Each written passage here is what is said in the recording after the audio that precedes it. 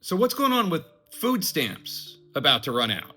42 million Americans who depend on the SNAP or Supplemental Nutrition Assistance Program to eat, to survive.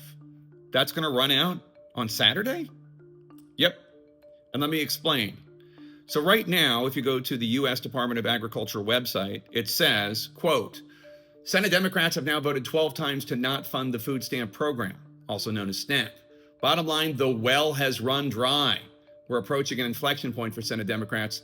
They can continue to hold out for health care for illegal aliens and gender mutilation procedures, or reopen the government so mothers, babies, and the most vulnerable among us can receive critical nutrition assistance.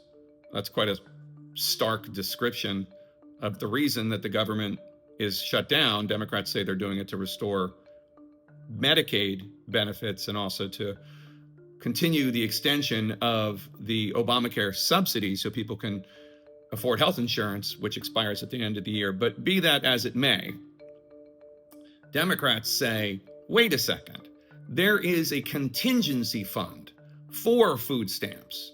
And in fact, you can go back on the Wayback Machine and find a memo from all the way back just on September 30th of this year, so not really that long ago, that says congressional intent is evident that SNAP's operation should continue since the program has been provided with multi-year contingency funds to ensure that the state can continue operations during a federal government shutdown.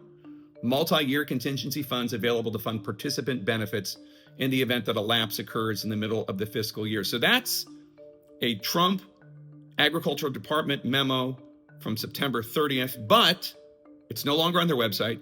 And I asked USDA, what's up with that? And they said, oh, that's an iterative document. I said, what does that mean? They said it's constantly changing. They no longer think it's true. They think that their current legal analysis, which they acknowledge many disagree with, is that these funds are only for the event of a natural disaster, even if this September 30th document says it's for a government shutdown or can be used for a government shutdown. Democrats say that the Trump administration is changing their interpretation of the law so they can use the hunger of 42 million Americans to pressure Democrats to vote to reopen the government. The Trump administration says, no, that's not true. This is just their legal interpretation, and Democrats should vote to reopen the government because these are vital nutrition programs.